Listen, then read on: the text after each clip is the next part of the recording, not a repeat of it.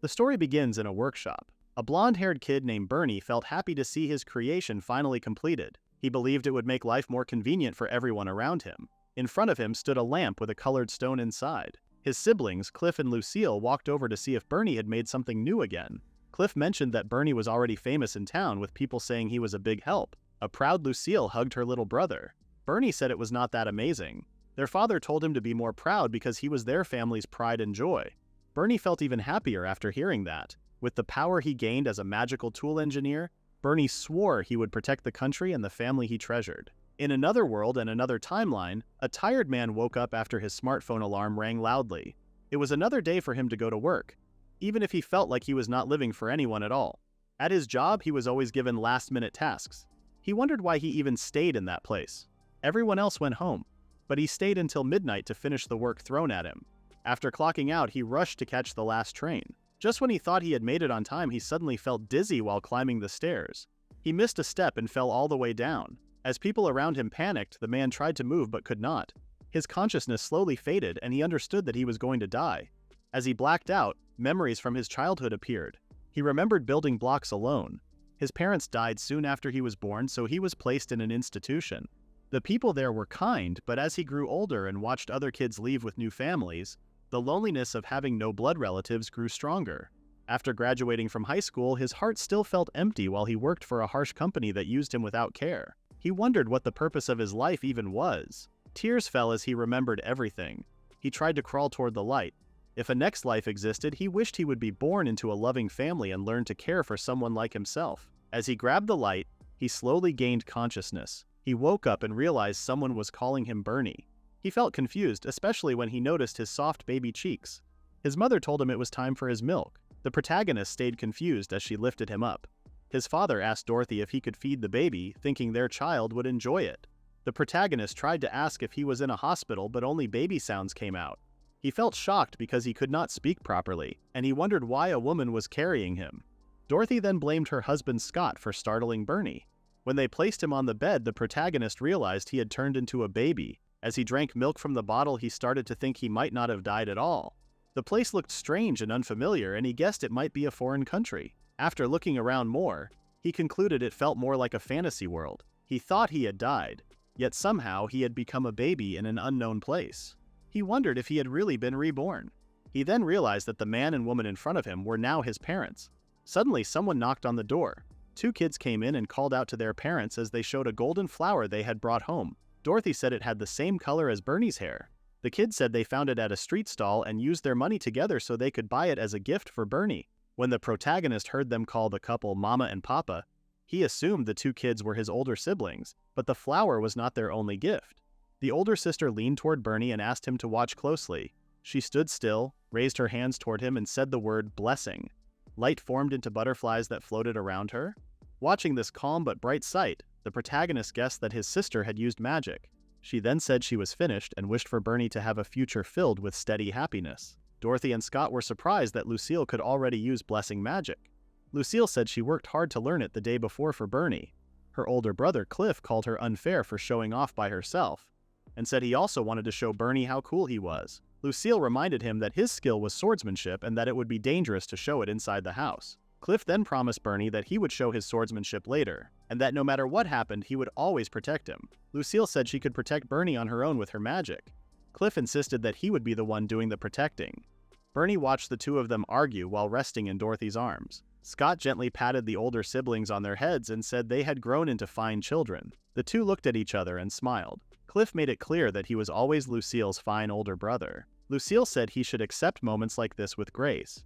Since they were such capable siblings, Dorothy asked if they could help with the dinner preparations. The protagonist felt overwhelmed for a moment. This was the kind of scene he had only watched from afar in his past life. Now, as Bernie, he had a family, and he realized he was no longer alone. Afterward, the family traveled to another place. Bernie looked excited as Scott explained they would head to the Royal Capital's cathedral to check Bernie's job aptitude. Since Scott worked as a blacksmith and managed a workshop in the capital, they planned to stop there first before going together. While Bernie looked at the scenery and listened to them talk about jobs, he realized he truly lived in a different world. When they took a short break, Cliff trained with his wooden sword and struck a rock he used as a dummy target. Bernie looked at his father and tried to ask what his brother was doing, but Scott simply told him that Cliff was doing his usual training. Cliff had an aptitude for becoming a swordsman and dreamed of becoming an adventurer who explored dungeons across the world.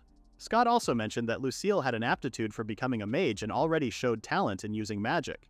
Everyone had powers linked to their jobs, and both siblings trained every day to reach their dreams. Bernie found them admirable even though they were still young. Then he remembered how his father worked as a blacksmith, which meant there was no successor for the workshop. Scott proudly talked about how he made Cliff's practice sword. Bernie tried to ask what would happen to the workshop, but only baby sounds came out. Scott thought Bernie was interested in the workshop because he kept pointing at it, but he apologized and explained that there were many dangerous things inside, so he could not bring him in yet. Bernie wanted to tell him that was not what he meant at all, but he could not speak clearly. Scott asked him not to pout. If the appraisal ritual showed that Bernie had an aptitude for crafting, then he would make a special exception and show him the workshop. Still, he said he wanted Bernie to walk the path in life he truly wanted. Hearing that, Bernie wondered what kind of job and powers he would have. Just then, Cliff's practice sword broke. He cried because his father had worked hard to make it for him. Bernie became worried when he saw his older brother crying. He wondered if he could do something with the strange power he had not understood yet. When he thought about fixing the sword, a status window appeared in front of him. He did not understand what it meant, but it looked like he could choose options similar to a game menu. He noticed something called the reincarnation bonus. When he checked the tooltip, a skill named Enhanced Repair appeared. It could be used as his reincarnation bonus. From the word repair, Bernie understood what it might do.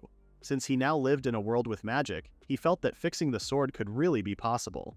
He checked the materials needed. The screen showed that it required 1 magic ore. Bernie did not have anything like that. Suddenly, he saw Cliff's necklace glowing. He made baby sounds to get his brother's attention. Cliff wiped his tears and looked at him, feeling a little embarrassed for showing a weak side. Bernie noticed that his brother could not see the glow from the necklace, which made him even more sure that he had some kind of power. He still did not know what he could do, but for the family that gave him so much love, he wanted to try anything. Bernie grabbed the necklace and pointed his left hand toward the broken sword. Cliff tried to move the sword away, but it floated into the air on its own. Bernie chanted inside his mind, and the practice sword was repaired in an instant. Cliff stared in shock. Bernie felt relieved that the sword looked normal again. Cliff caught the repaired sword and checked it. He felt something different about it. He swung the sword at the large boulder he used for training and sliced it in half like it was soft. Both brothers were stunned. Cliff turned to Bernie with excitement and said he had seen what happened. He felt certain that he had cut the boulder because of Bernie's help. Scott and Dorothy came out of the workshop after hearing the noise and asked what had happened. Scott's eyes landed on the cleanly sliced boulder. Cliff explained that Bernie had fixed his sword and that he had used it to break the rock. Scott examined the sword and then looked at Bernie, who still seemed shocked after seeing what happened when he used the power of his job. Scott set the sword down and went to his sons, feeling glad that neither of them was hurt. He reminded Cliff that he had not split the rock by himself, so he needed to continue his special training. Later at the cathedral, Scott greeted a priest cheerfully and thanked him in advance. The priest was happy to see him and asked Dorothy how she felt. Dorothy said she was doing well and thanked him for the concern. After that, the priest focused on Bernie, who was the main reason they were there. He lifted Bernie and noticed that the child looked healthy. As they walked inside, the priest explained that this world had things called jobs. These jobs showed what kind of work a person was suited for, and each person could use powers based on their job. If someone had the potential and received special training, they could even take on unique professions. It was normal for everyone to go through the appraisal ritual shortly after birth to learn about their job. They reached a room with a large crystal ball in the center. The priest said Cliff was a swordsman and Lucille was a grand mage. He wondered what job Bernie would have. He guided Bernie to the crystal ball and asked him to touch it. The same screen from before appeared and the crystal ball shone brightly. Scott asked about the result. The priest confirmed that Bernie's job was magical tool engineer. He said it was extremely rare because he had never seen it before. He also said it was in the same field as Scott's blacksmith job, which made Bernie a perfect successor for the workshop. Even so, Scott did not want to force that. He said Bernie would be the one to decide his own future. As a father, he wanted to respect and support any path his children chose. Their father's words moved Lucille and Cliff, and Dorothy knew how happy Scott truly felt. Bernie then understood something important. Being born in this world was a chance given to someone who used to feel lonely. He wanted to protect the happiness he had with this family. He quietly swore to become a great magical tool engineer and grow strong enough to support them. A year had passed. Cliff's sword skills had grown a lot after he kept training every day. He had been splitting rocks with a normal practice sword, and it seemed Scott had already introduced him to an adventurer. As for Bernie, he still did not know much about being a magical tool engineer. He had a few chances to test his strange power, like fixing a broken plate, but his family did not allow it. After watching his older brother work so hard, Bernie realized there was no point in rushing. This day was also important because they had a family day planned. Their family rode a carriage to a destination Scott chose. He said it was almost time for Lucille to enter the academy and they would miss her. Dorothy agreed and said that was why they were going out together before she left. Lucille looked sad even though she understood. Bernie remembered his big sister was now 7 years old. Since she was a grand mage, she did not need to take the Royal Academy entrance exam, and her enrollment was set for the following week. At first she seemed excited, but she could not stop feeling sad about leaving her family. The academy was a boarding school and she could only visit during long breaks. Bernie wondered if she felt lonely. Cliff ruffled Lucille's hair to cheer her up. She seemed touched and looked happier. Bernie felt relieved. He also had a small plan for later, and he hoped he could make many memories with his sister. Their family arrived at a quiet lake with clear water. Scott said it was a hidden spot near the royal capital that he discovered back when he was still an adventurer. He explained that the Royal Magic Corps protected the area with a barrier, so monsters could not appear. Only stronger creatures with high intelligence could sometimes pass through, but they almost never came this close to human towns. Bernie was surprised that his father used to be an adventurer. The idea of dungeons and monsters sounded dangerous, but it also made him curious. Scott then reminded Dorothy about giving Bernie a charm and mentioned that Cliff needed a new one because the magic in his old charm had faded. Dorothy handed Bernie a charm that looked just like the one Cliff had before. Scott explained it was a protective charm made from magic ore, but he guessed Bernie might use it in his own way again. Bernie realized his father was talking about his unusual power. Scott acted innocent afterward and encouraged everyone to take a walk around the lake. The whole family then walked around the lake. They saw a small squirrel eating nuts. They also found a flower field where they made flower crowns together. Later they reached a fishing spot and Scott, Cliff, and Lucille tried fishing. Lucille felt a pull on her line and Scott and Cliff helped her bring the fish in. It turned out to be a big catch. They cooked and grilled it right away. Bernie almost drooled when he saw it. Lucille proudly said it was the fish she caught and helped Bernie enjoy it. Cliff reminded her that the catch only happened because he supported her. Lucille pointed out that their father also helped and that she was the one who brought the fish in at the end. Bernie realized he should not get distracted and focused again. He then spoke and praised them for being amazing. He managed to say that both his big brother and big sister were amazing. Lucille reacted with surprise after hearing Bernie speak clearly. Bernie felt happy that he was finally able to talk a little more. Cliff also told him he was amazing while Lucille stayed stunned for a moment. Dorothy gently patted her on the back and felt glad that Lucille heard Bernie call her big sister before she left for the academy. Lucille looked very happy, and Bernie felt the same. He hoped they could make more memories they would remember for a long time. After their meal, Cliff asked his parents if he could take Lucille and Bernie for a short walk. Scott allowed him and reminded him not to go too far. The three siblings then walked together. Lucille remembered their father introducing Cliff to an adventurer and asked how it went. Cliff explained that the law said he could not become an adventurer until he turned 13. At 9 years old, he was only an apprentice under that person, so it would take time before he could explore dungeons or go on real adventures. Lucille understood it was like practice for dungeon exploration. Cliff told her that dungeons were not simple places to enter because not all areas had safe barriers like the one near the lake. Even so, Lucille wondered why he still wanted to visit such dangerous places. Cliff said he had a dream he wanted to reach and another reason he could not share. Lucille wanted to know more, but he ended the talk, leaving her even more curious. Bernie smiled while his older siblings argued, but then he noticed something near the bushes. He felt something was hiding there and tried to get his siblings' attention. Cliff thought Bernie was just curious and believed it was some animal. Instead, a huge monster stepped out. The three siblings were shocked. A wolf stood in front of them, but it was far too big to be a normal one. Bernie thought it was a monster, yet he remembered there was a barrier that should have stopped such creatures. Lucille asked Cliff what they should do. Cliff told her to stay behind him with Bernie. She grew worried because it sounded like he planned to fight the monster. Cliff said he would only distract it and told her to take Bernie and run to their parents. Lucille felt she could not do that since it meant leaving him alone. Bernie noticed Cliff's legs shaking and wondered if there was a way for all of them to survive. The wolf suddenly moved forward. Cliff tried to challenge it, but the creature looked tired and turned its head away. Bernie noticed this and realized it showed no hostility and seemed to be in pain. Cliff told Lucille to use the moment to escape, but she still refused to leave him. Bernie then understood that this wolf was not an ordinary monster. He remembered his father explaining that the barrier mostly worked on monsters except those with high level and intelligence. It made sense that a creature like this could pass through, and if it had intelligence, then they might be able to communicate with it. At that moment, Bernie's magic stone charm shone brightly. The floating screens also appeared as if they were reacting to something around him. He realized he could use this to escape the situation. He grabbed his scarf and used it together with the magic stone. The strong light drew the attention of his older siblings. When the scarf stopped glowing, Lucille felt confused about what had just happened. Bernie made soft baby sounds, and Cliff somehow understood that Bernie wanted them to place the scarf on the monster.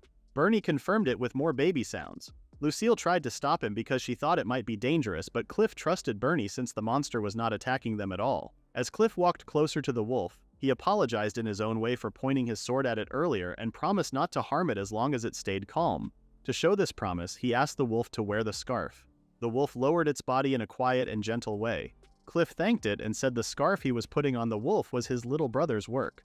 The wolf accepted it and said it was not bad. Cliff felt glad the wolf liked it. The wolf then introduced himself as Albaros, the divine beast, and asked if they could listen to his request. Cliff tried to say something about the request, but then noticed something strange. He and the others struggled to believe that the wolf could suddenly speak, and that it had actually been a divine beast the whole time.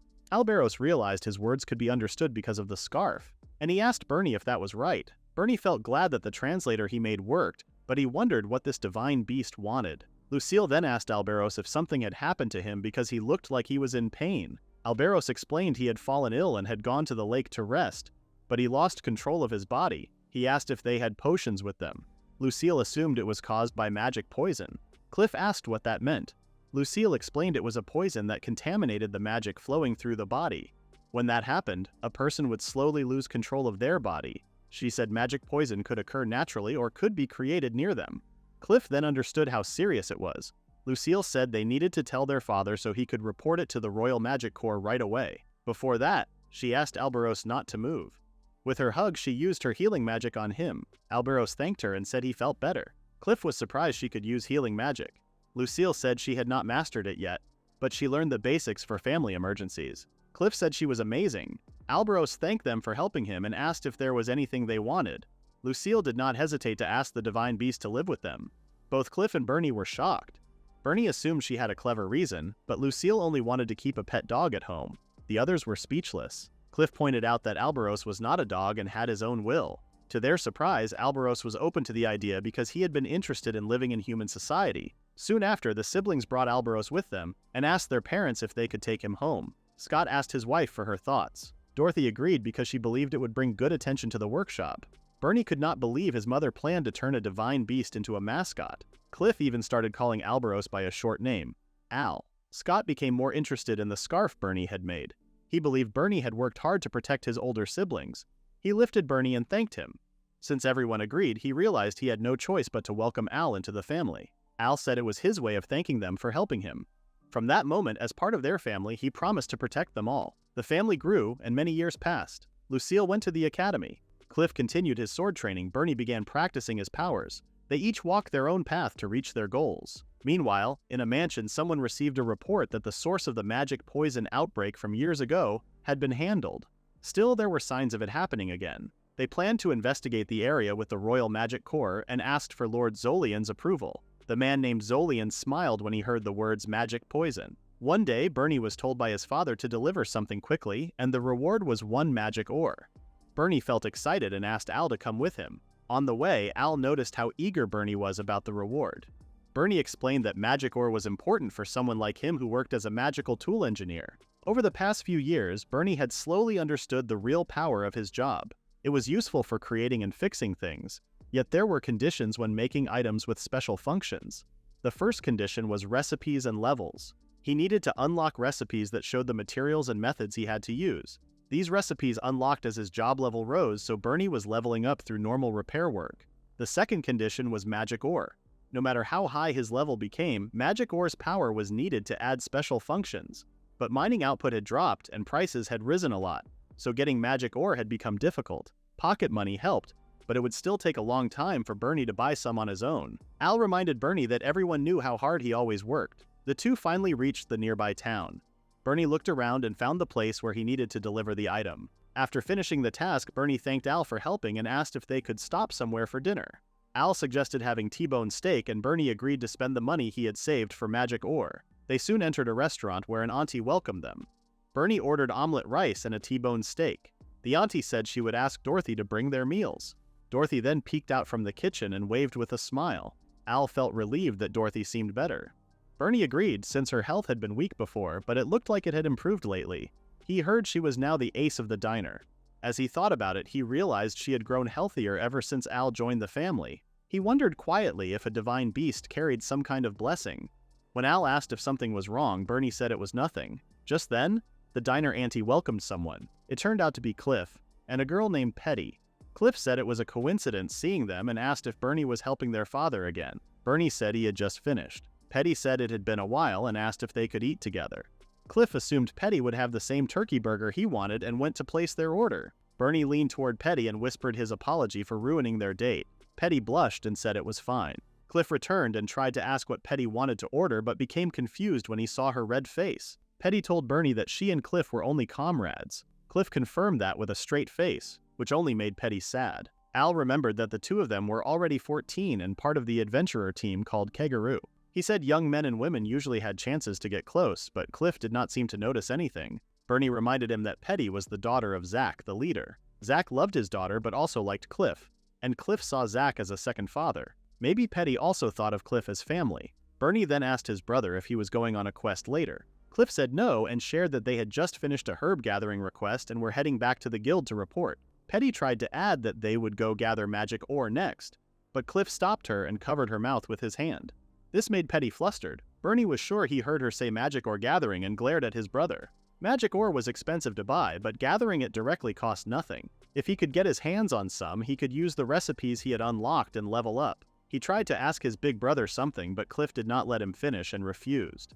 Cliff knew Bernie was about to ask if he could come along. Bernie looked disappointed. Cliff told him it was good that he was curious, but reminded him that he was only 6. Even though magic ore gathering did not involve entering dungeons, there was no promise that they would not meet monsters. Cliff worried something might happen to him and their dad would be angry. Meanwhile, Petty was happy she got to kiss Cliff's hand. She asked Cliff to calm down and whispered to Bernie that she would help him as his big sister. She then reminded Cliff about Kajeru's rule that said any unusual things in the party must be reported to the leader. This meant the leader made all decisions. Cliff knew that rule but pointed out that Bernie was not an adventurer.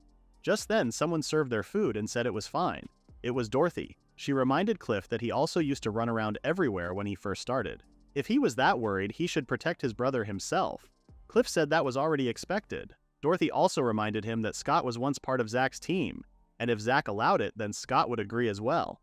She held Bernie's small hands and told him to show his true feelings. Bernie remembered why he needed magic ore. He needed it to grow as a magical tool engineer. He agreed with his mother with a firm and confident look. Dorothy then told them to go to the guild together first. Soon after, they all went to the Adventurers Guild.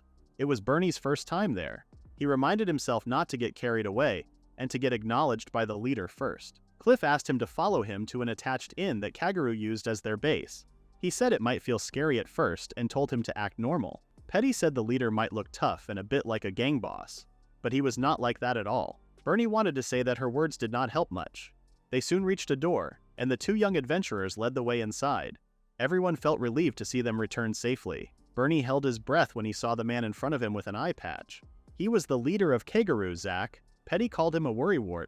Zach said even the simplest things could be the hardest. He then asked who the small boy was. Bernie stood up straight. Zach leaned toward him and noticed how much he looked like Dorothy. Bernie introduced himself. Cliff said Bernie was his brother and that they had a request for the boss. Zach asked what kind of request. Petty asked her father to stop glaring and scaring Bernie.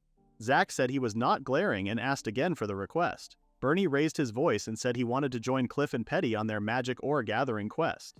Zach looked surprised and asked why with a sharp stare. Bernie thought he was really scary, but he needed permission. He told himself to be brave. He then explained that his job was magical tool engineer, and he wanted to get magic ore from this quest and use his power to grow little by little. He said he wanted to become a full-fledged magical tool engineer soon. He reminded himself to be honest. He told them he wanted to be useful to his family. Everyone went silent. Zach smiled as he gently patted Bernie's head and said he passed. Bernie felt thankful. Zach mentioned that his old friend Scott always bragged about his children and trusted them. Bernie had just shown that trust, and it was already more than enough for him. It was the first time Cliff and Bernie heard that their father was proud of them. Still, Zach said it would not be enough to have only Cliff and Petty with a child, so he asked a young man named Joseph to join them. Zach said Joseph might be young, but he was skilled and would act as their escort. He told them to be careful out there. The boys later told their parents about the quest, and Scott learned they already had Zach's approval. Bernie asked Scott for his permission too because he wanted to grow more. Scott still felt worried that monsters might appear. Cliff assured him that he would protect his older brother if anything happened. He promised to bring Bernie home safely and asked his father to trust them. Dorothy leaned against Scott and said their children had grown well. Zach agreed with a smile and said their growth felt fast. The next day, Scott told Joseph he was counting on him. Before the children left, he hugged them tightly and pushed them forward. The two boys smiled at each other and finally went on their first adventure together.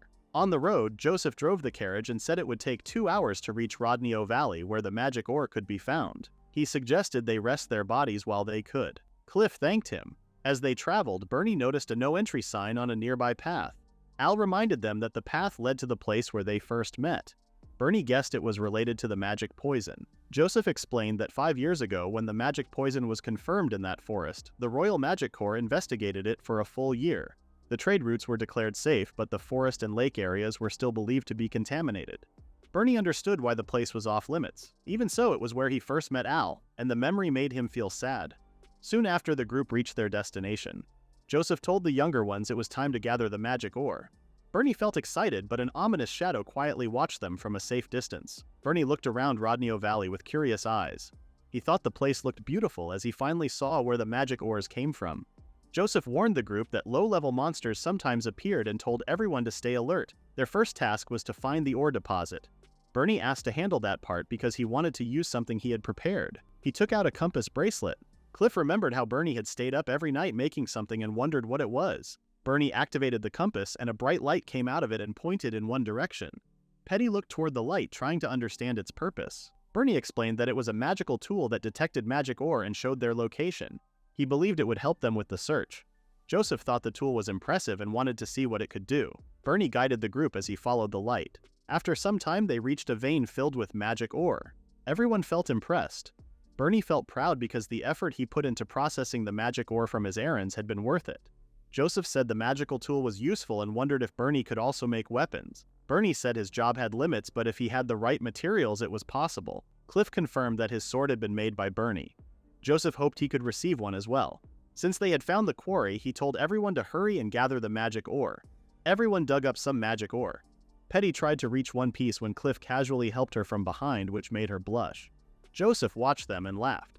Bernie and Al gathered magic ore together. They used Bernie's magical tool to search for another quarry and found one without trouble. Joseph felt amazed that they collected so much in a short time. With the tool, they no longer needed to rely on difficult detection magic. He said the tool might even rival the elites at the Royal Academy when it came to detection magic. Petty believed Bernie could compete with many other jobs because of his tools. Bernie thanked them for the praise, but he still felt unsure if he could match his big sister Lucille. Joseph then remembered that Lucille was Cliff's sister and that Cliff helped pay part of her tuition. Cliff tried to stop him from talking, but he reacted too late. Bernie asked what he meant by tuition since Lucille's fees were fully waived. Cliff had no choice but to explain. Lucille was a special student with a tuition waiver, but it did not cover everything. It was not an impossible amount to pay, yet he knew their father worked hard for Lucille's future. That was why Cliff wanted to become a full-fledged adventurer as soon as possible so he could help with their family finances. Bernie realized this was the dream Cliff had kept from Lucille back then. Cliff asked Bernie not to look sad. He said he had his own dream of becoming the greatest adventurer in the world, traveling to places no one had ever reached before, finding treasures, and saving people from monsters. Imagining that future excited him. He loved his family and wanted to protect everyone he cared about. He would make both goals come true. He would earn money fast and grow the workshop even more. Bernie then said he also wanted to help. He promised to become the best magical tool engineer in the royal capital and support their family. Cliff hugged him tight. The others watched him act like an affectionate older brother. Suddenly, Petty noticed something strange. Nearby, some dirty weapons were scattered on the ground. She wondered why weapons were left in a place like that.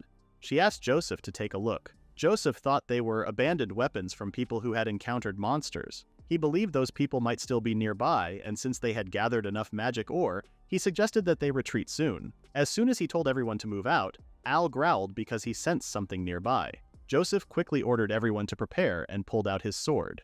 Cliff and Petty followed right after. Bernie, confused, wondered why they were suddenly acting that way. A huge gorilla-like monster appeared and smashed the ground where they had been standing.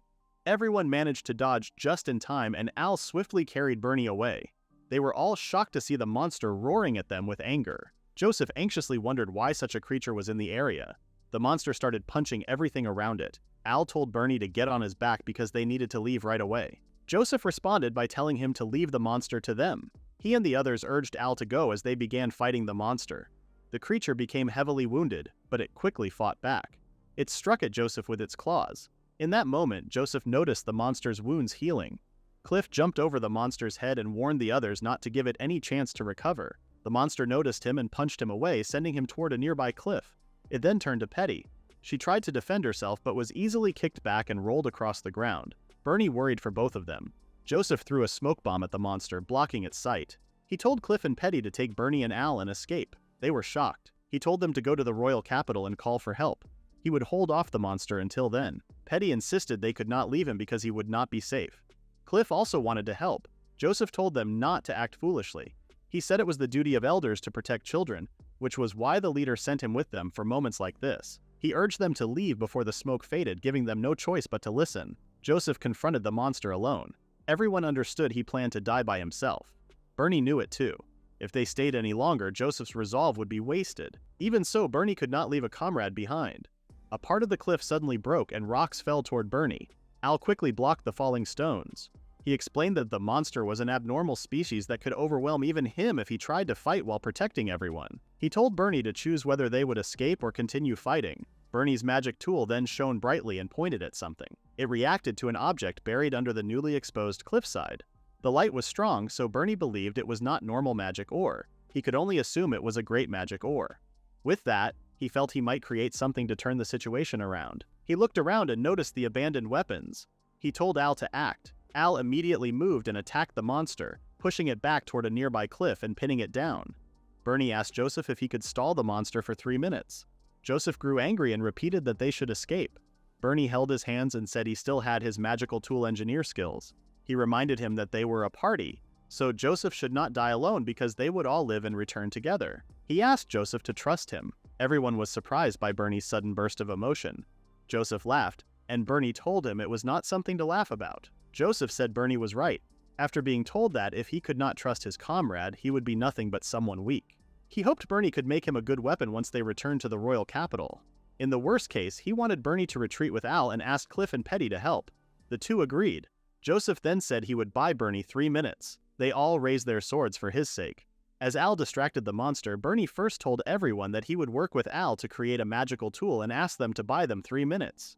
Joseph then told Cliff and Petty to work together and attack the moment the enemy's attention was on him. Bernie soon called Al back. As Al passed by them, he told Cliff to believe in himself. Cliff only nodded. The 3 adventurers then charged forward. Bernie then asked Al to retrieve the great magic ore from inside the rock wall. He moved to grab the old weapons nearby. While watching Bernie work, Cliff struggled to accept that he had to rely on his little brother, who was still small, to help them break through this situation. He felt pathetic because he still could not protect the people he loved. He suddenly saw Bernie slipping while carrying the heavy weapons. Even so, Bernie's determined expression did not fade. This made Cliff realize it was not the time to feel defeated. He reminded himself why he had trained as he dodged the monster's attack. He remembered that it was to protect the people in front of him, his family. The adventurer he wanted to be never gave up in moments like this and absolutely did not back down. Cliff then slashed the monster's eye with precision. He refused to give up on his own potential. The monster was blinded.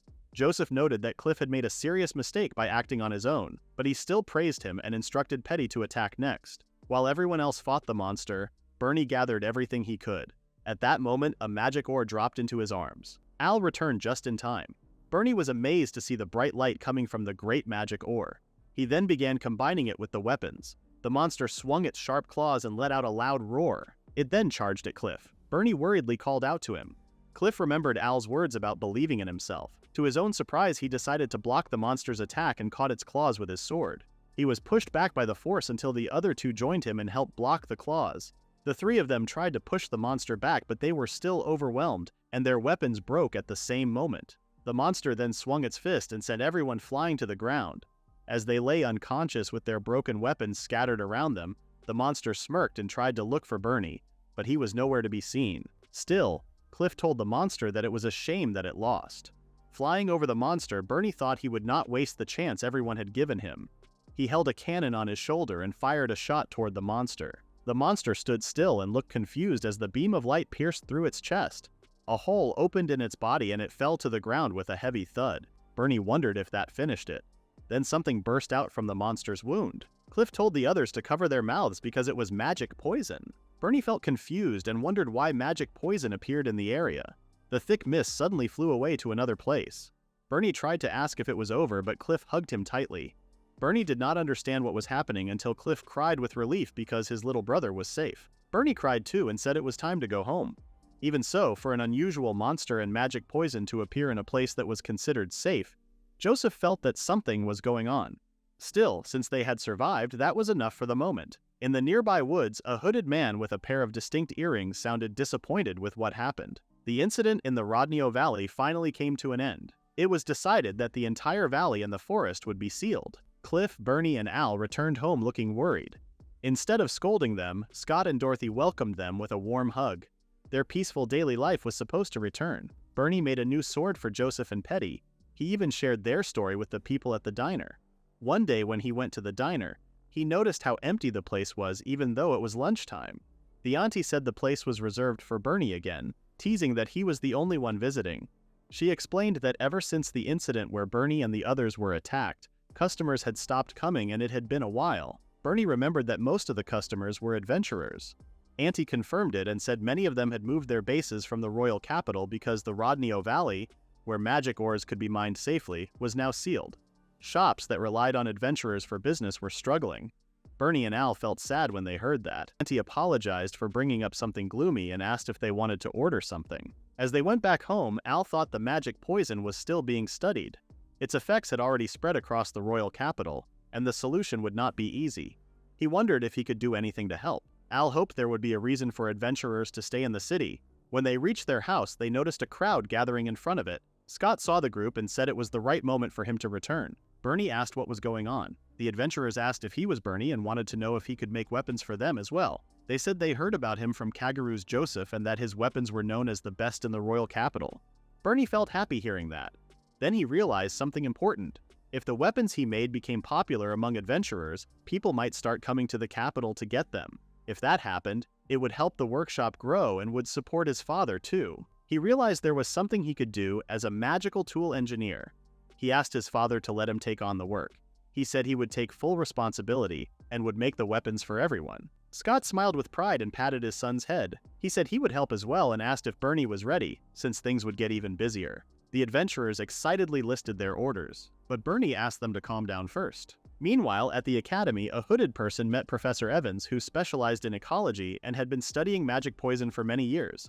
The hooded man told Evans that the magic poison might have developed a new effect. Evans asked what it was with growing excitement. The man smirked as his unique earrings glowed.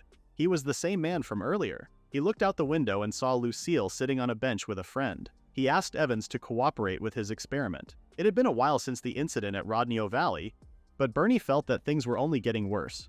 The streets and stores looked lifeless. Bernie understood he could only do what he could, and Al agreed. They walked into Kagaru's base and Joseph welcomed them inside. Bernie handed over the items that Zach had requested. Zach thanked him for the work and suggested they run something small before he returned. Joseph mentioned that Bernie's weapons had grown popular and that many adventurers across the capital wanted them, not just Kagaru's group. Bernie thanked everyone for the support. Joseph then asked why he seemed down. Bernie talked about how the royal capital looked empty and quiet. He felt he needed to work even harder. Joseph agreed, saying that ever since that incident, the number of adventurers in the capital had been dropping. Zach blamed someone named Zolian for overreacting and turning places into restricted areas. Bernie asked if Minister Zolian was the one who ordered the closure. Zach confirmed it. He explained that the minister had never liked adventurers who sold magic ore and probably found the situation convenient. No one even knew when the area would reopen, especially with magic poison involved. The forest that had been sealed 5 years earlier was a good example, since the investigation there was still unclear. On top of that, the taxes that adventurers paid to the guild had increased. Adventurers were being treated poorly, and Zach felt the royal capital would only continue to decline. Al then worried about Kagaru's future. Zach said their team had enough skill, monster subjugation work, and connections from old acquaintances to stay active. But rookie parties with young members would struggle, especially with even simple requests disappearing. Bernie realized that new adventurers were not coming in at all. Even if he tried to sell magical tools, there was a limit when he only dealt with adventurers. Suddenly, Joseph remembered something. He suggested that Bernie try selling the weapon he made before. He meant the cannon. Bernie explained that it would be difficult because the material needed to make it was the great magic ore. They had only found one piece by chance, and it was too rare to mass-produce the same tool. It also used almost all its energy in a single shot, so it was not practical. At that moment, Scott entered and looked for Bernie. He said he was just passing by and invited Bernie to head back to the workshop. Zach told Scott to return to the team if blacksmithing became too hard. Scott told him not to say things like that and reminded him that he was retired.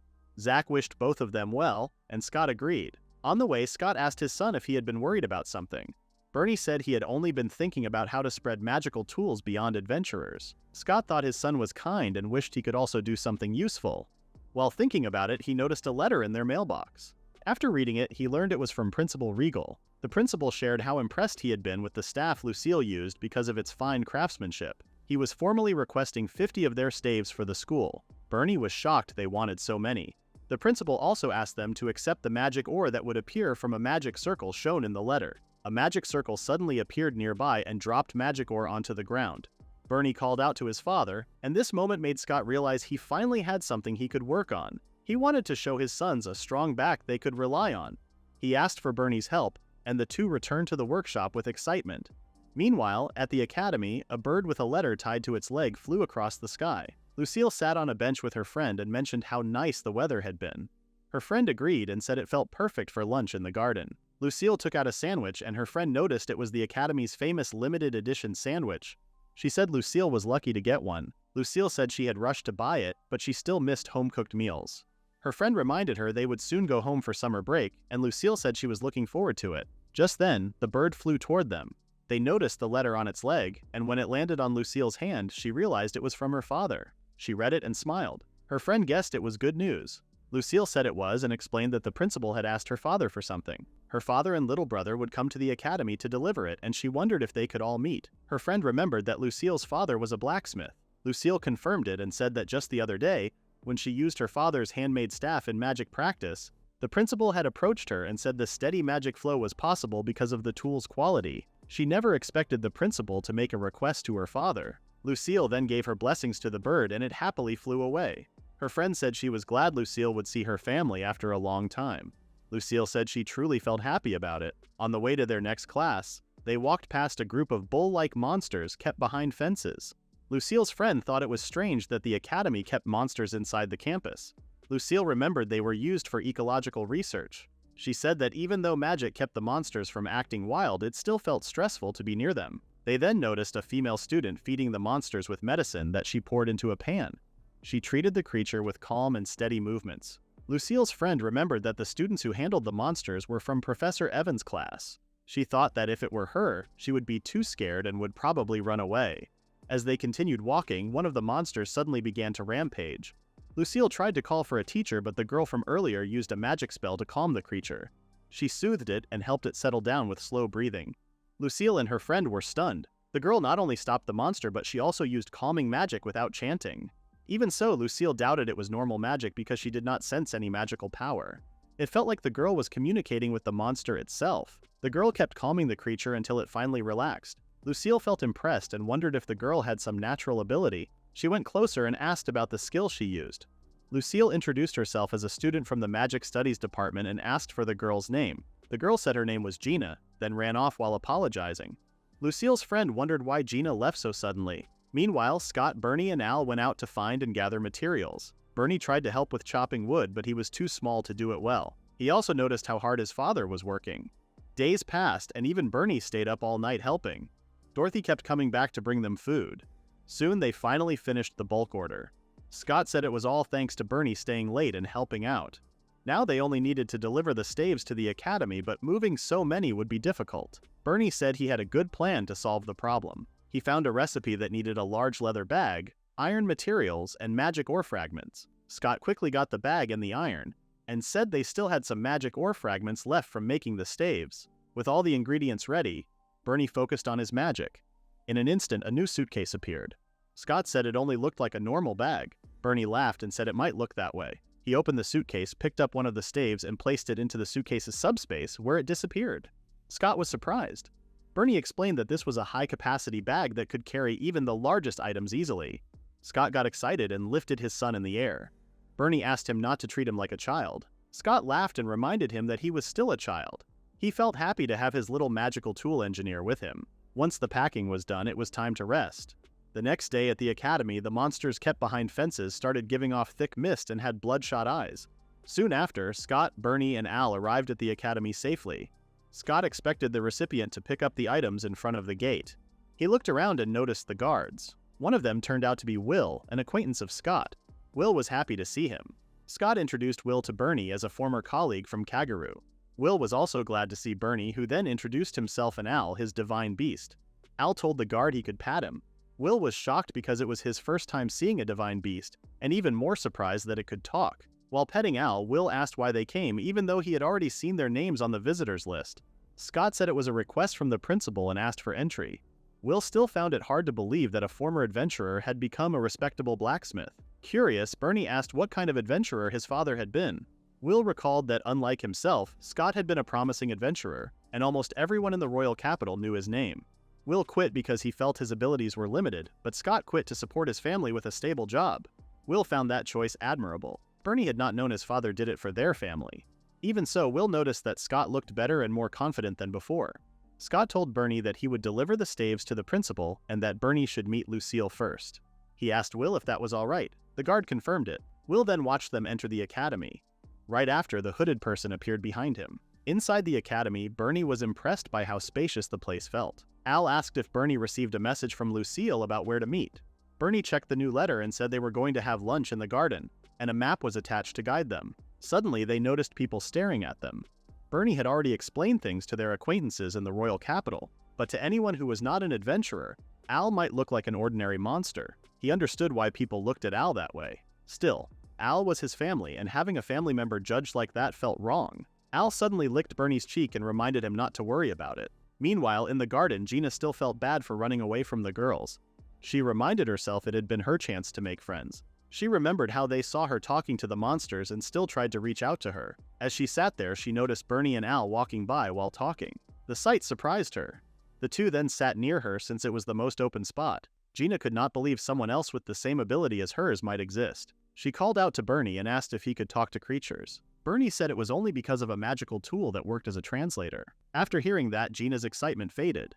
Since she asked, Bernie assumed she truly had the ability to talk to creatures. Gina confirmed it and called it a strange power. She said she had always been called a weird kid who only talked to animals. Bernie wondered why people thought that, since her ability seemed wonderful. Gina thanked him for his kind words. She explained she came from a distant countryside where there were no kids her age, so the village animals became her only companions. She wanted to make friends in the academy, but the other day, when someone tried to talk to her, she got scared and ran away. She thought she was hopeless. Bernie then pointed out how she approached him and Al without fear, and he believed she was a good person. His words took Gina aback. As she looked more carefully at his face, he reminded her of someone. Just then, someone called out to Bernie. It was Lucille. Gina remembered she was the girl from that time. This helped Bernie realize Gina had been talking about his big sister. Lucille said she missed them and hugged Al. More importantly, she wanted to know if Bernie did something reckless in the Rodneo Valley. Gina tried to sneak away, but she stepped on a branch. The snapping sound caught Lucille's attention, and she asked if Gina was with her brother. Gina said it was only by chance. Bernie then invited her to have lunch with them. Al also encouraged her to join. Lucille agreed as well. Bernie gave a small peace sign toward Gina. She finally agreed. They all sat down in the garden and Bernie said it was time to bring out the lunchbox. Lucille felt confused because he was not carrying anything. Then Bernie pulled a whole basket of food from his small waste bag. Lucille realized it was a magical tool and felt glad that their little magical tool engineer was this reliable. She also felt surprised to see many healthy sandwiches. Bernie then shared their mother's message for Lucille, telling her to eat with everyone and take care of herself. Lucille looked touched and told them to begin eating. After the meal, Lucille and Gina talked about how Professor Evans personally asked Gina to take care of the monsters. Gina explained that the professor mentioned how her ability to talk to monsters was not very useful at the academy. Bernie already expected that, since the academy kept many monsters inside. Al worriedly asked if the monsters ever got violent. Gina explained that the monsters were restrained with special magic, and that recently they had been given medicine with calming and disease prevention effects. Lucille felt surprised that the academy not only cared for monsters but also supported many kinds of research. In the garden they were in, some anesthetic herbs were growing for pharmaceutical studies, and Bernie could already see those herbs. Meanwhile, the principal felt impressed as she looked at the staves and called them excellent. She confirmed receiving 50 of them and hoped Scott could help the academy again next time.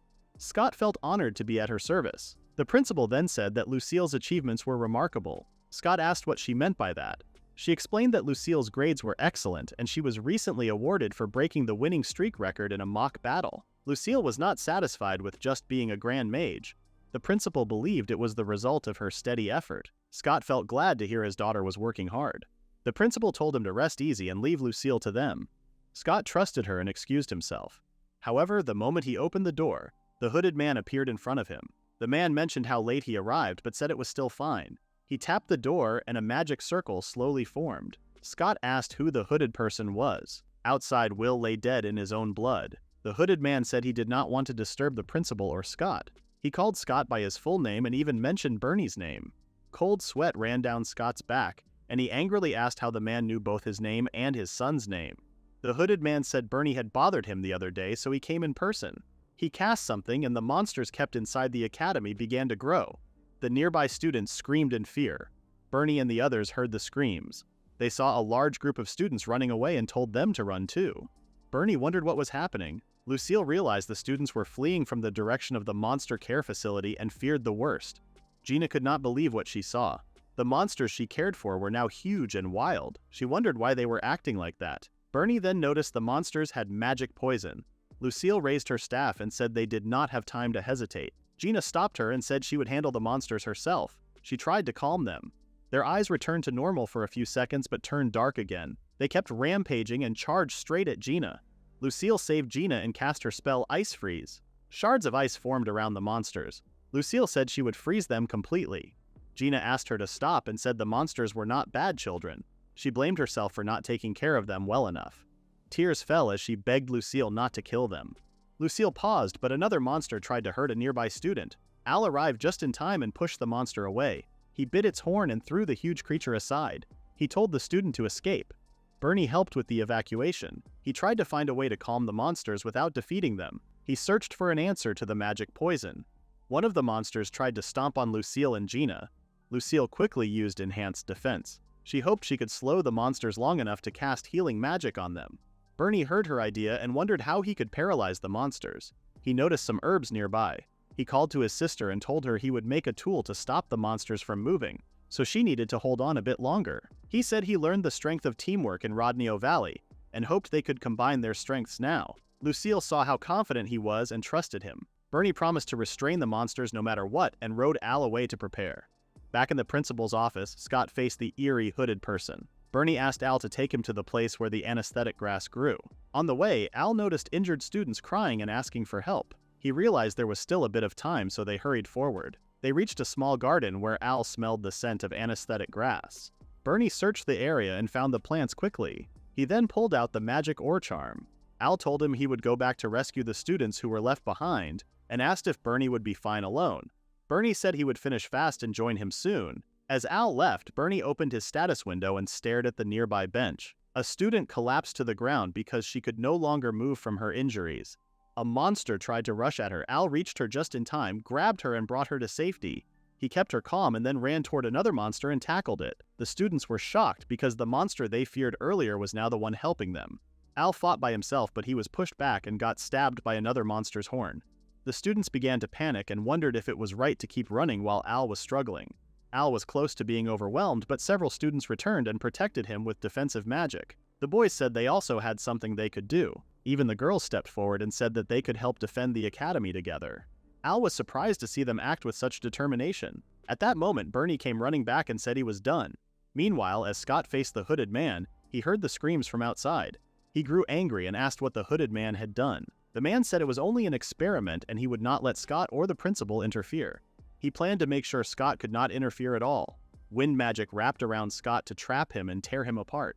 The man believed Scott was only a close combat fighter and not a good match against a mage like him. He thought the once famous adventurer was easy to handle. Scott suddenly vanished from sight and reappeared behind the man with a knife pointed at his neck. He said the small dagger might be made for self-defense, but it was still enough to take a head off. He asked again what the man had done to the students and what his goal was. The hooded man was shocked that Scott avoided his magic with pure physical strength. He clapped his hands and repeated that it was only an experiment, and the rest was not important for Scott to know. The hooded man then exploded with a spell that threw Scott across the area. Scott realized the spell should have harmed the caster, yet the hooded man was completely fine. Knowing how fast Scott was, the hooded man decided to attack even faster. Scott was still fast to dodge the magic attacks and caught the right moment to cut the man's neck, but the knife was blocked. The hooded man said it was pointless and hurled a ball of dark magic that hit Scott in the stomach.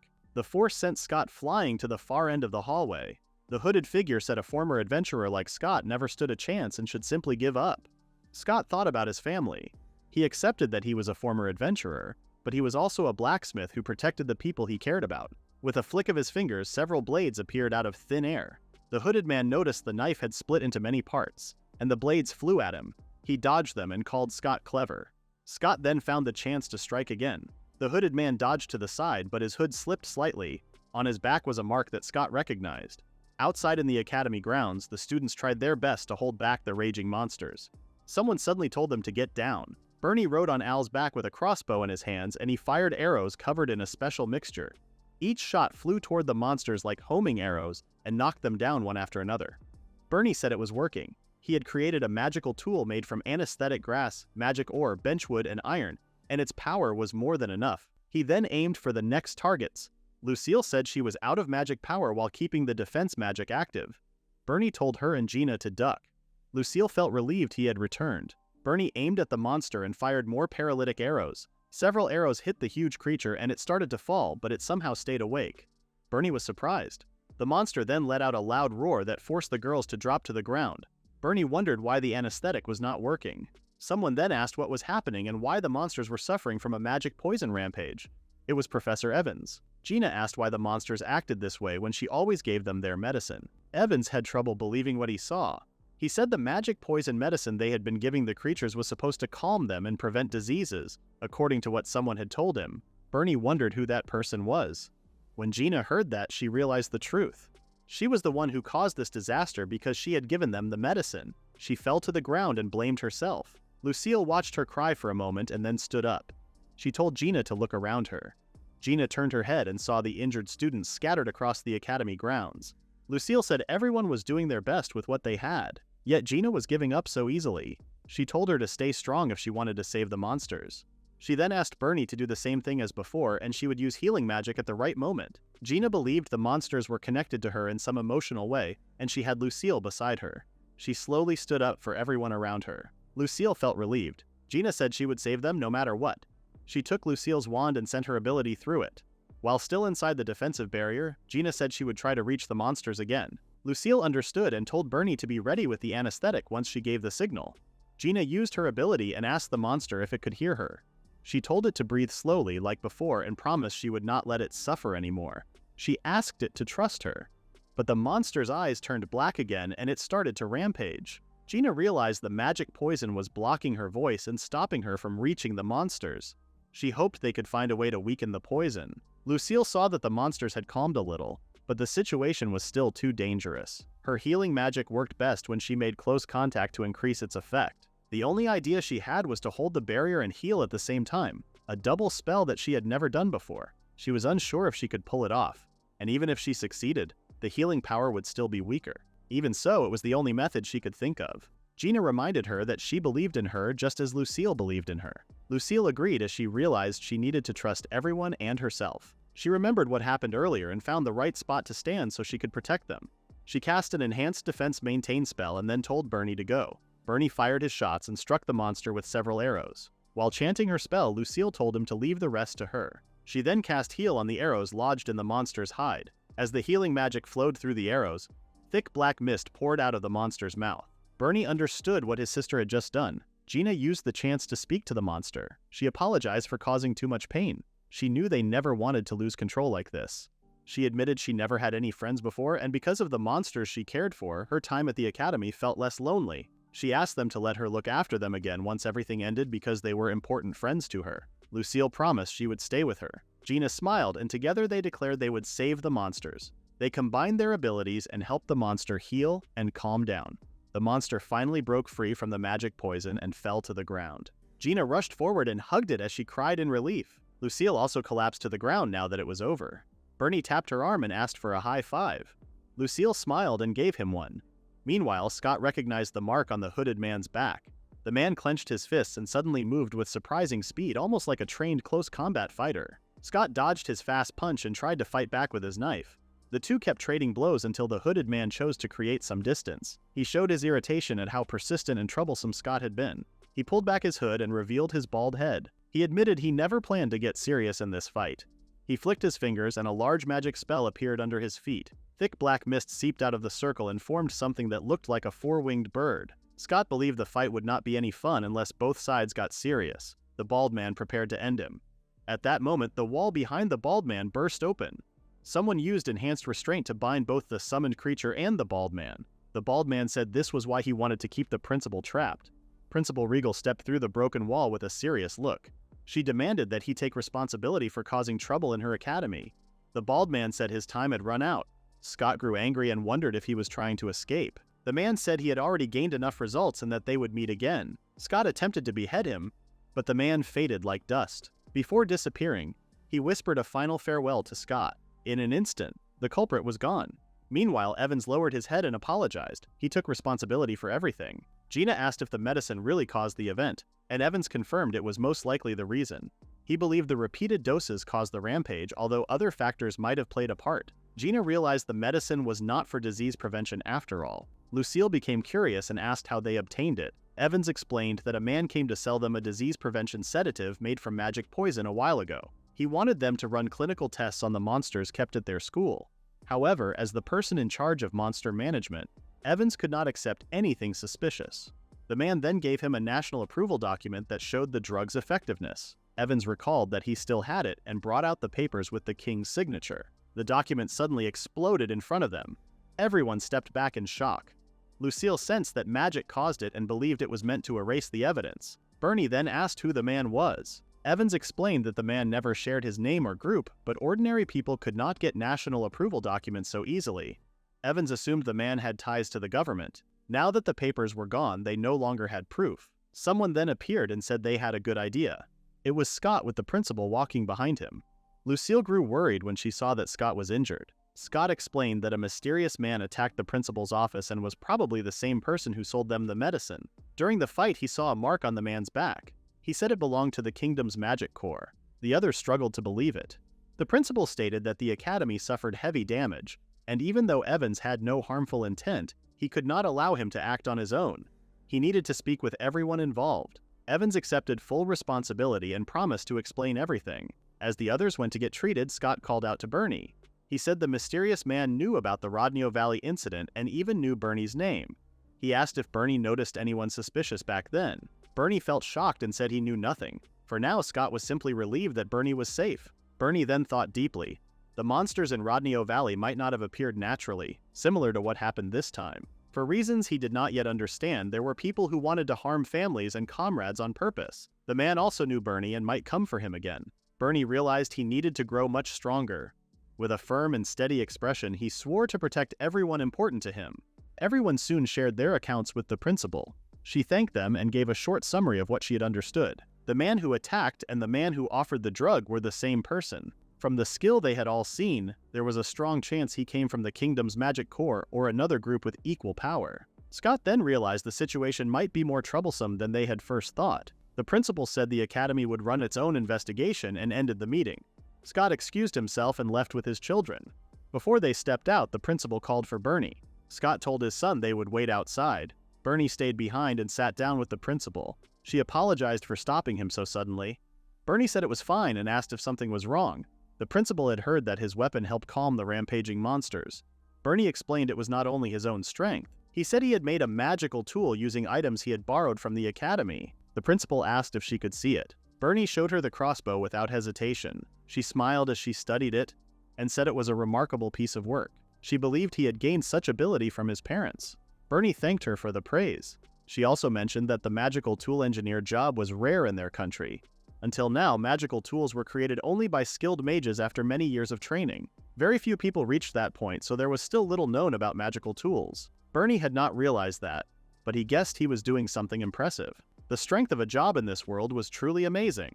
The principal then explained that the academy had focused on magic and combat jobs, so there were no students with crafting jobs. To support the academy's growth, She wanted to learn more about the magical tool engineer role. Bernie asked what she meant by that. After some time, Bernie came out of the principal's office looking surprised. The principal had said good things about him, yet Bernie knew he could not have handled everything with his own power. He felt that he needed to work harder. When he stepped outside, he noticed the ruined courtyard left by the incident. Scott was helping with the cleanup and saw him. Bernie confirmed he was done with the meeting and looked at how the courtyard had turned into a mess. Scott agreed, but with his smithing and Bernie's repair ability, they could fix most of it. He asked his son if they should work together, and Bernie agreed. The students also helped with the cleanup. Lucille then noticed someone arriving. It was her father's friend. He had survived, but his body was covered with injuries. Lucille used her healing magic on him to treat him. Bernie and Al continued helping around the area, but someone appeared from the corner and motioned for Bernie to follow. They brought him to the monster shed and asked for his help to fix it. Bernie immediately worked on the repairs. Some of the students approached Al and thanked him for saving them earlier. Al said there was no need for thanks because they were all helping each other. The girl from before insisted that it was more than that. A male student then said he realized something after watching Al work hard. He said that what decided if someone was a friend or an enemy was not their appearance but their feelings and actions. The students then promised to get stronger so they could save others without hesitation, just like Al. Bernie felt glad when he heard this. Al looked proud of them. He told them that in that case they should finish cleaning quickly. He even let them touch his fluffy tail for free. Meanwhile, Lucille went to Gina, who was sweeping alone in the corner. Gina asked if she had finished treating the guard, and Lucille confirmed it. She said she came back to help with the cleanup. She also asked what would happen to the monsters Gina cared for. Gina explained that the principal said they could keep them for now, but their restraints should be tightened, and the teachers would manage them for a while. Lucille hoped that in the near future they could care for the monsters together since she wanted to befriend them and pet them. Gina felt sure they would be able to. A moment later, a group of female students walked by and noticed Lucille. They ran to her, relieved to see she was safe. They said they had been too scared to help and had watched from a distance. They praised her for being amazing. Lucille said she did not do much and that everyone helped. The girls asked her to stop being so modest. Gina stood quietly until the girls finally looked at her. They said she was cool as well and that they never expected her to have such strong powers. They introduced themselves to her and hoped they could become friends. Gina was surprised at first but still shook their hands. She introduced herself and said it was nice to meet them. Lucille felt happy for her. Time passed. Later at the academy gates, Lucille sent off her family. She gave Bernie one more hug. The principal and Scott's friend also came to see them off. Bernie waved as their carriage left. On the way home, Scott learned from Bernie that the principal had invited him to enroll in the academy. Bernie said the principal had told him kind things, but today's event made him realize he still needed to improve. He thought the magical tool's power was enough, but it did not work fully because his own abilities were still not strong enough. Hearing that, Scott believed he should be the one who needed to improve. He had let the enemy escape right in front of him. He realized his movements had become worse compared to his old adventurer days. He swore to settle the score when he met the man again in the future. For that, he knew he needed to take action. He told Bernie about a place called Stone Village in the Dragon region. He shared that he had received help there when he first became an adventurer. There was a mine nearby where magic ore could be found. He said he had been thinking of going there soon for some training. He asked Bernie if he wanted to join. Bernie happily agreed and promised to mine a lot. Scott felt he also needed to remember his beginnings so he could protect his family without fail. That night, the principal reported to someone about the events that had happened in the academy during the day. She said that because of suspected forgery of important documents and the possible involvement of the kingdom's magic corps, she came to report to a trustworthy member of the royal family. This man was Matthias. The principal asked if he knew anything about it. Matthias said he knew nothing, but he was more interested in the magical tool engineer she mentioned. Suddenly, someone entered the room without knocking. Matthias said he thought he had already dismissed everyone. He asked the man, Minister Zolian, why he came. Zolian said he could not help overhearing some troubling parts of their talk, so he took the chance to enter. Matthias said this made things easier and asked if the minister also knew anything about the recent events in the academy. The minister denied knowing anything, but hearing about the magic corps and suspected document forgery was something he could not ignore. And he said he would begin a careful investigation on their side under the command of the Crown Prince Baker, the first prince. Matthias flinched. The minister then asked if that was acceptable. Matthias smiled and stood up. He said that would be fine, and he was thankful for the help. He walked past the minister and said he would be away for a while. He asked the minister to inform his brother about it. He said there was someone he needed to meet no matter what. Soon after, the father and son reached the mining area with Al. Scott explained that Stone Village used to be a small place, but the mine nearby once made it busy with many people. Bernie believed the academy incident had already been settled, and he thought his father brought him along to collect magic ore. He felt excited about it. Earlier, they had gone to get permission from Dorothy. She assumed Scott planned to visit someone she knew in Stone Village, and Scott told her he would be away for some time. Bernie understood that his father had another purpose and wondered what it could be. As they entered the forest, Al called out to Scott. Scott remembered that the forest around the village seemed connected to the forest where they first met, so he asked if it was safe. He said the forest near the village was sealed, but it should still be safe as long as they did not get too close. Even so, they needed to stay alert. Their destination was already close. The group eventually reached Stone Village. Scott suggested they greet the village chief first. They walked through the streets, and Bernie felt uneasy as he saw how run down everything looked. He told his father the place looked neglected and almost empty. Al agreed that the atmosphere felt dull. A moment later, they noticed a group of people gathered together. Bernie called out to them, but the men glared at him. They demanded to know who they were and why they had come. They assumed the group was there to laugh at them. Bernie froze. Scott stepped forward and explained that they meant no harm.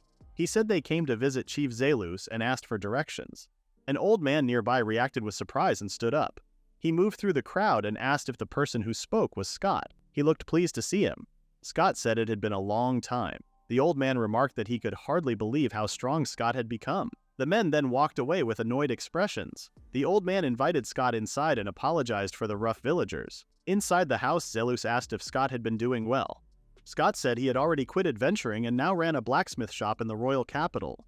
Zelus assumed he had finally settled down. He then asked who the little boy and the big dog were. Scott introduced Bernie as his son and Al as the divine beast they kept. Bernie greeted the old man. Zelus felt surprised that Scott actually had a child. Scott added that Bernie was the second son, and that he also had an eldest son and a daughter. The old man sounded happy after hearing that.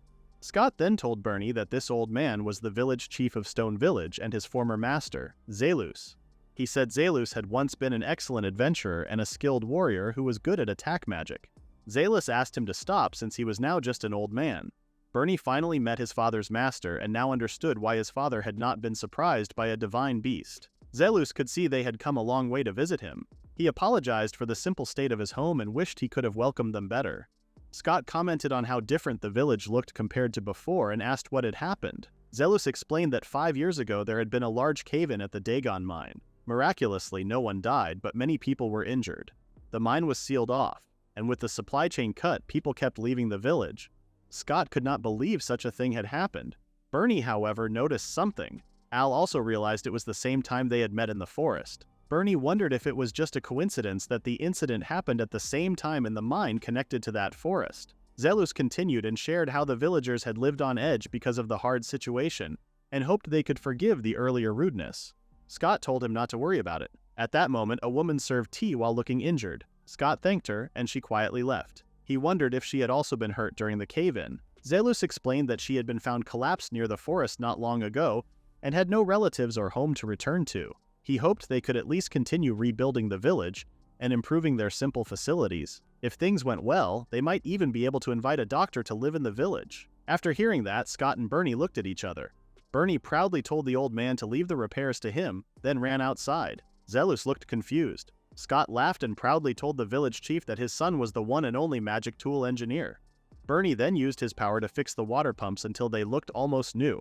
Some kids noticed him and pointed at the playground. Bernie quickly repaired the seesaw and swing. The injured woman from before watched Bernie and the children for a moment before leaving. Bernie noticed her and felt a new idea forming in his mind. As Bernie moved around fixing everything, Zelus commented on how impressive it was to see the boy repair so much in an instant. For a village with so few workers, it was a huge help. Scott said they were simply glad to support the village. Zelus studied him for a moment and said Scott had developed a good eye.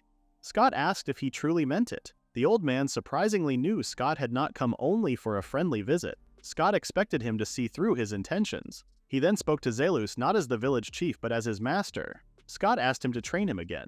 With a cold gaze, Zelus asked him why. Scott explained that he did not regret leaving his life as an adventurer because he had found meaning as a blacksmith. But with his current skills, he could not protect his family. He had finally understood this. He needed to regain the strength he once had as an adventurer and become even stronger. His children had grown into strong individuals who were chasing their own dreams. As their father, he wanted to protect them from any danger. He begged his master to train him again. Seeing how sincere his disciple was, Zelus tapped Scott's shoulder. He said Scott had become a good father while he was not watching, and that he also had a debt to repay. Scott felt relieved, but the old man warned him that his training was harsh. If Scott still wanted it, he would train him once more. Meanwhile, Bernie went to meet the injured woman from earlier. The woman nervously asked what was wrong. Bernie apologized for disturbing her and said he came because he heard her legs were hurt. The woman confirmed it, but she said everyone in the village was kind, so she managed. Bernie remembered he still had some leftover magic ore from making the staves.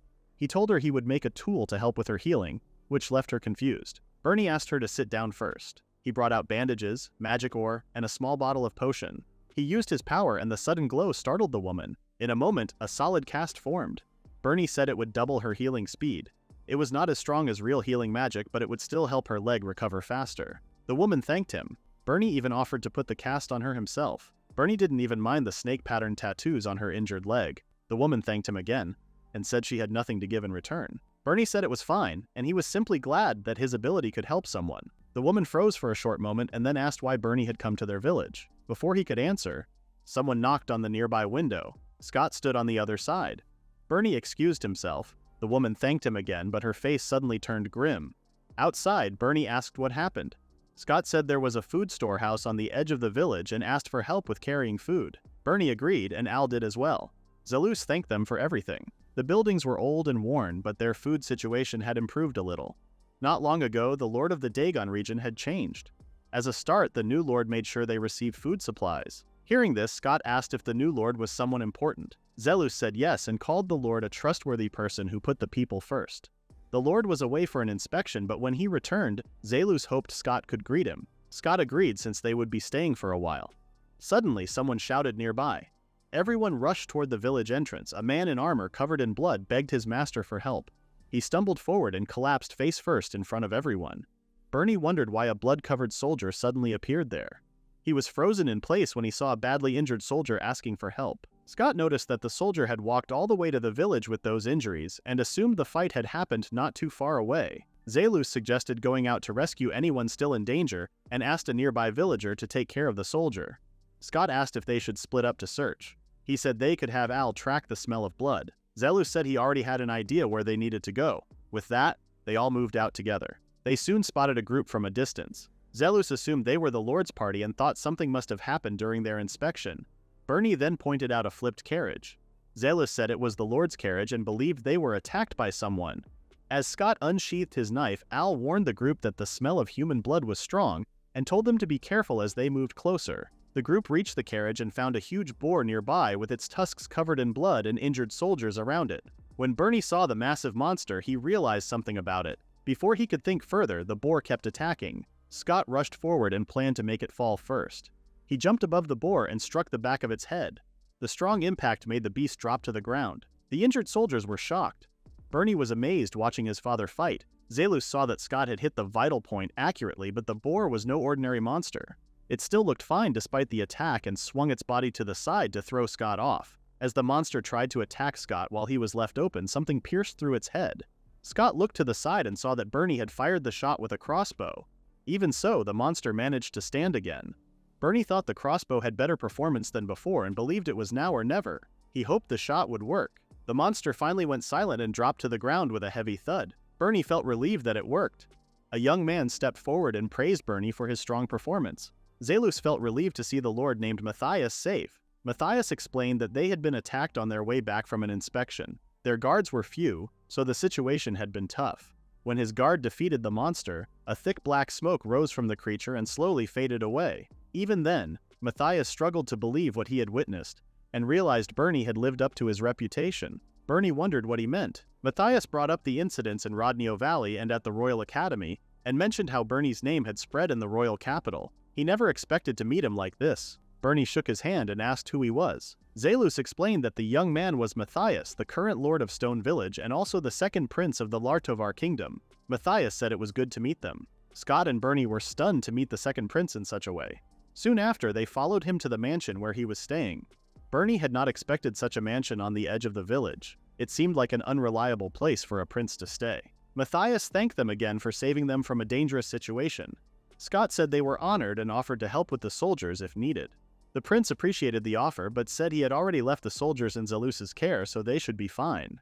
Bernie had always imagined princes as strict and demanding, yet Matthias seemed gentle and sincere. Bernie then wondered why Matthias had brought them to his home. Matthias smiled for a moment and then, with a serious look, asked for their cooperation. This made both Scott and Bernie uneasy. Matthias explained that there were several reasons he was serving as the Lord of Stone Village. Suspicious people had been seen entering and leaving the forest near the village, a place under the control of the kingdom's magic corps. He came to investigate this. He said it should have been nearly impossible for ordinary citizens to enter an area guarded by the magic corps. So if the reports were true, it meant the magic corps was allowing suspicious individuals to pass on purpose. The investigation of the forest where magic poison first appeared had remained unfinished for 5 years, and the presence of magic corps members during the academy incident made things even stranger. When he tried to investigate the forest, he became a target himself. Bernie then realized that the attack earlier had been done on purpose. Matthias asked his aide Ranville to explain. Ranville shared that the huge monster that appeared in Rodneo Valley before did not normally live in that place. After hearing reports about a suddenly mutated monster at the academy and then seeing the prince attacked on the same day, their doubts had turned into certainty. Matthias revealed that the kingdom's magic corps was the one creating these large monsters. Their purpose was to guard the secrets hidden in the forest. The monsters in Rodneo Valley and at the academy were most likely test subjects. He was sure all the incidents were connected. Bernie struggled to accept what he heard, and it became even harder when he learned that the magic corps had also tried to take the life of a prince. Matthias showed a bitter smile before explaining that the true goal of the magic corps was unclear, but the mastermind stood close to the center of the country, someone with enough power to control the entire corps. He believed it was a person who held a deep grudge against the royal family. He asked for Bernie's thoughts because he wanted to borrow the strength of Bernie's magical tools, which had already solved 2 earlier incidents. But Bernie doubted that someone inexperienced like him could handle such a serious national matter. Matthias noticed the conflict in his eyes. He remembered that Bernie was the only magical tool engineer in the country, and believed there was a meaning behind that role, as well as a reason why Matthias was born as the second prince. There were things only he could do, and he could not allow anything that might shake the nation. He wished to protect the peace of his people and asked Bernie if he could help protect everyone besides them. He hoped they could protect the things precious to them together. Bernie had been born as a magical tool engineer and knew there were things only he could guard. He had loyal companions and, above all, a precious family. If his power could help in any way, he wished to lend it. In his past life, he had never known love, but in this world, everyone around him had shown him what love meant. So he agreed to help the second prince. Scott smiled with pride while clenching his fist, promising that he would help as well. Matthias thanked them both, and with that settled, he wanted to decide their next steps. He shared that he wished to strengthen his troops and planned to return to the royal capital to reorganize. Bernie then suggested that he knew reliable people in the royal capital who could support him. Meanwhile, the woman with the snake tattoo on her right leg had finally healed. She traveled to the forest alone and cast a spell to summon a crow. She tied a letter to its leg and sent it into the sky. As she watched her familiar fly away, she smiled. Soon after, the academy break started, and Lucille happily skipped on her way home. She hoped she could spend the long break with her family or visit somewhere enjoyable together. When she arrived, she noticed her mother collecting laundry outside. Dorothy welcomed her back. Lucille looked around and asked if everyone was inside. Dorothy said everyone had gone to Stone Village and would not be back for a while. Lucille felt disappointed because she had imagined spending the break with her family. At that moment, Al appeared and looked surprised to see her. Lucille quickly hugged him. Dorothy thought he had also gone to Stone Village. Al said he had returned to the royal capital for business and would soon go back to the village. He came to tell them it would be some time before everyone could come home. When Lucille asked why, he said several things had happened, and they were dealing with some issues. Lucille noticed how vague he was, so she decided she wanted to go to Stone Village as well. She asked her mother for permission. Dorothy gave her a light giggle, allowed her to go, and wished them well. Meanwhile, Zach and Matthias stood in a tense stare. Bernie felt worried about the heavy mood between them. A few minutes earlier, Bernie had led Matthias and Ranville to the Adventurers Guild. He suggested they approach the elite party called Kagaru. Ranville heard the name and remembered they were a skilled party well known in the royal capital. If they formed an alliance, they would become strong supporters for the second prince.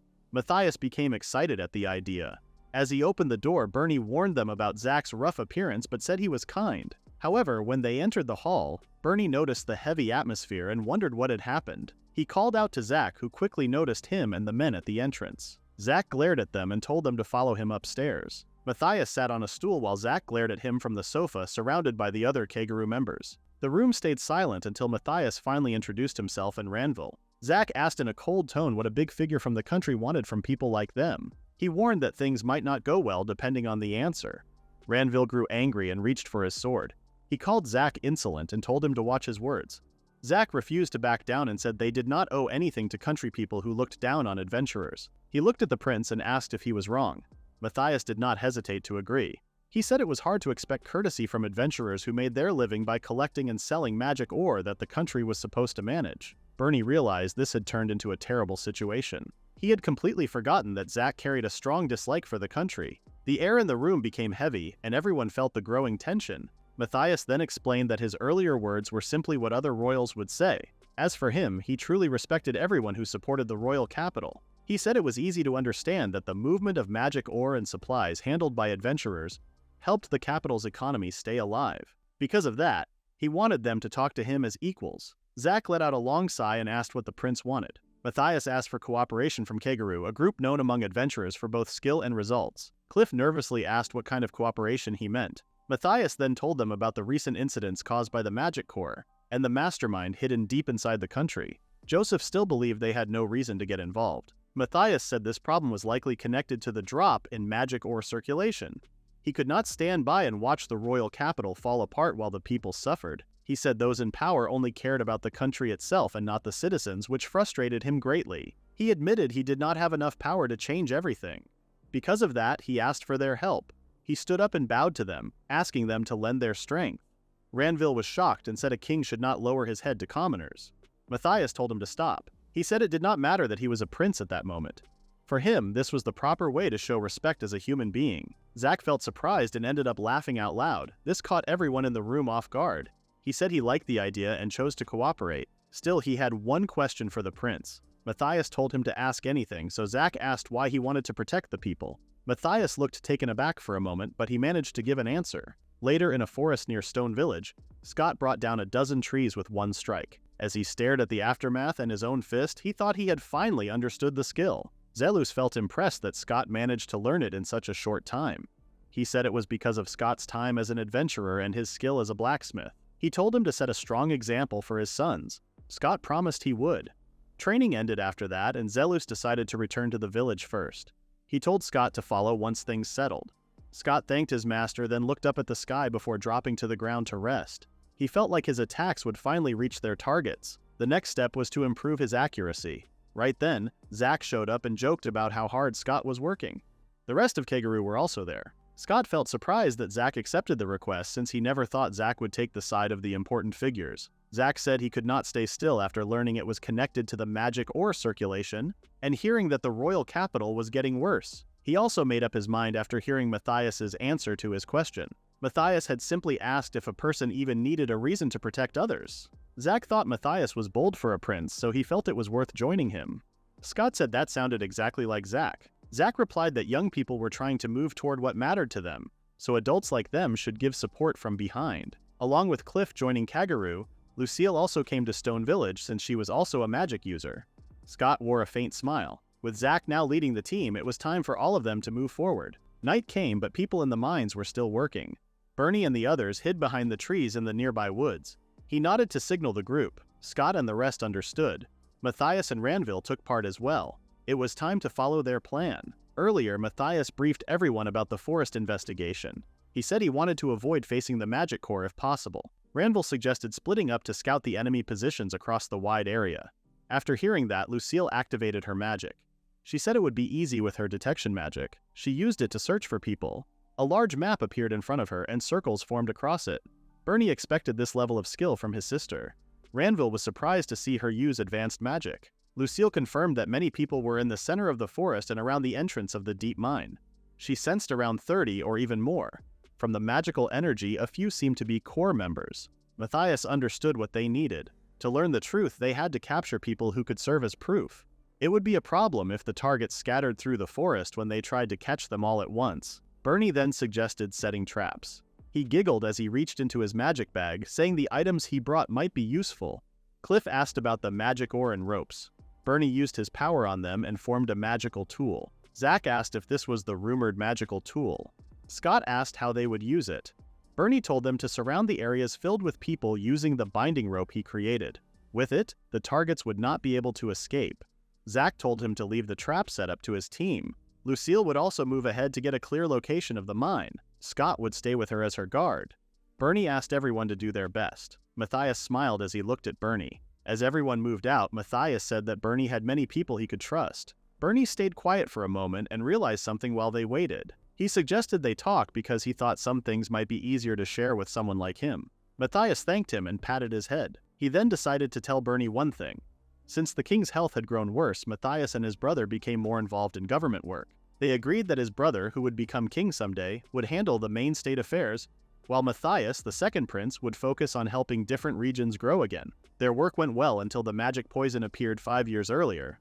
After they gave the investigation to the Magic Corps, progress barely moved. The restricted area grew larger after the cave-in accident, and these actions could not have happened without his brother's approval. Matthias tried to talk to him directly, but his brother avoided him. Bernie then assumed that the crown prince was part of the problem, but Matthias trusted that his brother would never choose actions that made the king suffer. From his viewpoint, after being close to him for so long, it felt strange. Matthias wanted to believe that everything happening was not his brother's true intention, and that someone might be using him like a puppet. Bernie understood. It would be sad if the recent attack on Matthias had been his brother's choice. Matthias said that was not the case. He admitted he lacked the courage to face the idea that his brother might have changed. Even though it affected the whole country, he felt sorry for turning it into a family problem. Bernie said he did not understand many hard things, but he thought it was better to believe in his brother. Matthias agreed. He said belief was all he had left. Bernie added that avoiding regret mattered to him too. Believing in someone was the strongest thing a person could do. He was sure the crown prince believed in Matthias as well, because they were family who could not be replaced. Matthias agreed. He said he should trust his brother. No matter what path his brother chose or what positions they held, they were still family in the end. Back in the present, Bernie worriedly looked at Matthias. He felt sure that Matthias carried the same feelings he had for his own family. He wanted to believe in his family and protect them, so he pushed himself to do his best.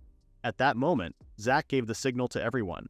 The men near the mining entrance asked who they were and said they were busy with important work. Large piles of magic ore were scattered around the area. When Cliff saw this, he realized they were truly draining the supply. Ranville then told the men that the mines were a restricted area and that they were doing illegal mining. The men insisted they were hired and that they were only doing their job. They warned the group to leave if they did not want to get hurt. Matthias asked who hired them and how long they had been mining. One of the men tried to hurt him. Ranville's fist then struck the man in the face as he warned him not to touch Prince Matthias and to remember his place. The rest of the miners rushed toward them and shouted that kids should not be in mines. Matthias surprisingly defended himself just fine. Petty knocked one miner out and apologized for being a kid. Zach and Scott also brought down many miners, though Scott complained that there were too many. Zach said it was a good warm-up for them. More miners came out after hearing the noise. One of them shouted that the pay was not worth it and tried to run away, but Lucille's magic caught them. She simply called them slow. Some miners who had been hiding tried to sneak out. Bernie grew worried, but Al reminded him that they had traps placed in that direction. The escaping miners tripped on the ropes and got shocked. They fell one after another like insects caught in traps. Bernie felt relieved that the traps worked. Lucille then said they had cleared the area and suggested going inside the mine. Everyone moved deeper into the mine. Matthias felt relieved that they had captured the workers and now only needed to secure the evidence. At that moment, Lucille sensed more people inside and warned everyone that they were drawing closer. Suddenly, a familiar woman walked toward them looking injured. It was the same woman from before. Bernie was shocked when he saw the woman. He wondered why she was back in the mines and why she was hurt. The woman ran to him and knelt, saying her child was still inside the mines and needed help. After hearing that, Scott and Bernie looked at each other and moved deeper into the dark tunnels. She said the men probably used a recognition interference spell. Even with her natural skill for exploring, she could not find them. She explained that the men learned about her ability and forced her to look for valuable magic ore. Scott remembered hearing from the village chief that she had been found collapsed near the village. The woman said she escaped at the last moment but did not want to bring danger to the village, so she kept her situation a secret. Bernie then assumed that her earlier leg injury came from that escape. Even so, Ranville asked why she returned after managing to get away. Matthias sensed his aide's doubts and noticed the tattoo on the woman. She began to cry and said the men kidnapped her child, who should have been in the royal capital, and used the child to force her back into the mines. She said they told her the child would lose their life if she did not return. She said the child was kept deeper inside and she could not save them alone. When her leg healed with the help of the magic tool, she still could not fight back. The group was led by the woman into a large open space inside the mine. She told them they needed to go a little farther. At that moment, Matthias drew his sword and pointed the blade at the woman's neck. She froze, and everyone else stopped in confusion, unsure of what was happening. Matthias said that no matter how skilled she was at transformation, she could not hide the bruise on her leg. The woman nervously asked what he meant. He explained that someone in the royal palace had the exact same bruise, a magician known for deceptive transformation skills who worked as an aide to Minister Zolian. He said her name was Eridine Crawford, the minister's secretary. The woman stayed still for a moment, then her appearance changed.